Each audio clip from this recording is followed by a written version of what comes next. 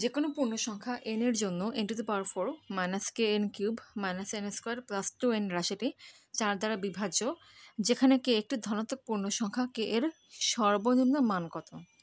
মূল রাশিটা হচ্ছে n⁴ minus K N cube plus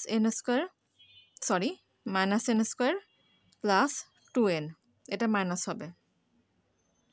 এখানে বলছে যে কোনো পূর্ণ সংখ্যা n এর জন্য, তাই n এর মান এখানে আমি ইচ্ছা মতো যে কোনো সংখ্যায় বসাতে পারি। শূন্য যদি বসে সমস্যাটা কী হবে, সব কিছু শূন্য হয়ে যাবে, তখন আর বের করার জন্য কোনো কিছু পাবো না, কোনো ভ্যালু বের করার জন্য কোনো কিছু পাবো না। এই জন্য n এর মান শূন্য বসাবো না। n এর মান যদি 1 বসাই তাহলে দেখি কি পাই। n⁴ minus K N cube minus n square plus 2n equals to 1⁴ minus K into 1 cube minus 1 square plus 2 equals to 1⁴ হচ্ছে 1, 1 স্কোয়ার হচ্ছে 1, এটা কাটাকাটি যায়, অথবা সে 2 মাইনাস কে। আচ্ছা, তার মানে এই রাশিটাকে যদি 4 দিয়ে ভাগ দেওয়া হয় তাহলে ভাগশেষ কী হবে? শূন্য হতে হবে, কারণ বলেছে 4 দিয়ে নিঃশেষে বিভাজ্য হতে হবে। অতএব 2 মাইনাস কে কনগ্রেন্ট টু 0 মড 4, তাহলে কি হবে? 2 কনগ্রেন্ট টু কে মড 4 কিংবা কে কনগ্রেন্ট টু 2 মড 4। এটা মানে হচ্ছে কে এই সংখ্যাকে যদি 4 দিয়ে ভাগ দেওয়া হয় তাহলে ভাগশেষ 2 আসবে। এটা মানে কিন্তু কে এর মান 2 না, এটা মানে হচ্ছে কে এই সংখ্যাকে যদি 4 দিয়ে ভাগ দেওয়া হয় তাহলে ভাগশেষ 2 আসবে। তাহলে কে লিখতে পারি কে ইকুয়ালস টু 4m প্লাস 2, কারণ ধরে নিলাম কে এই সংখ্যাকে যদি 4 দিয়ে ভাগ দেওয়া হয় তাহলে ভাগফল আসবে m, এবং ভাগশেষ তো এখানে 2 আছে, তাহলে k equals to 4m plus 2। K equals to 4m plus 2। K এর মান কোশ্চেনে বলেছে যে ধনাত্মক পূর্ণ সংখ্যা হবে এবং কে এর সর্বনিম্ন মান বের করতে হবে। তাহলে এম এর মান অবশ্যই কী হতে হবে? অ্যাটলিস্ট শূন্য হতে হবে।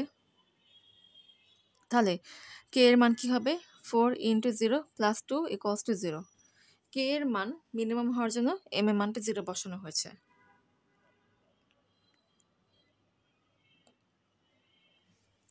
অতএব কে এর মিনিমাম মান কী হবে? 2 হবে। এখন কে এর মান এখানে বসা দেখি উত্তর সঠিক হয়েছে কিনা। n⁴ minus 2n cube minus n square plus 2n equals to n cube common যায় থাকে n minus 2 minus n square common যায় থাকে n মাইনাস 2, অতএব n মাইনাস 2। খেয়াল করো এই দুটার মধ্যে আবার কি কমন যায়? n স্কোয়ার কমন যায়, অতএব n square into n minus 1।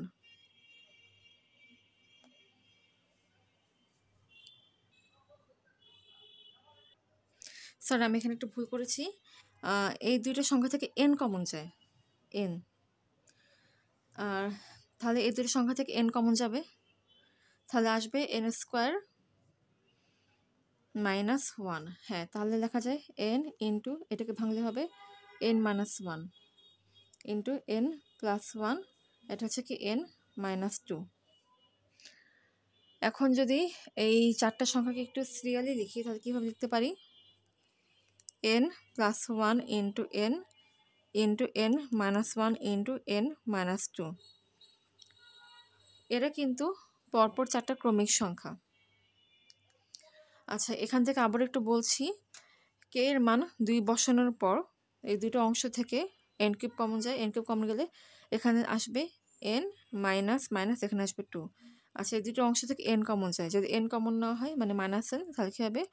n minus 2 equals to এই দুটো অংশ থেকে n মাইনাস 2 কমন যায়, আর এই দুটো অংশ থেকে কি n কমন যায়, অতএব n যদি কমন যায় তাহলে এখান থেকে আসবে n স্কোয়ার মাইনাস 1। এটা আমি একটু এক লাইন স্কিপ করেছি।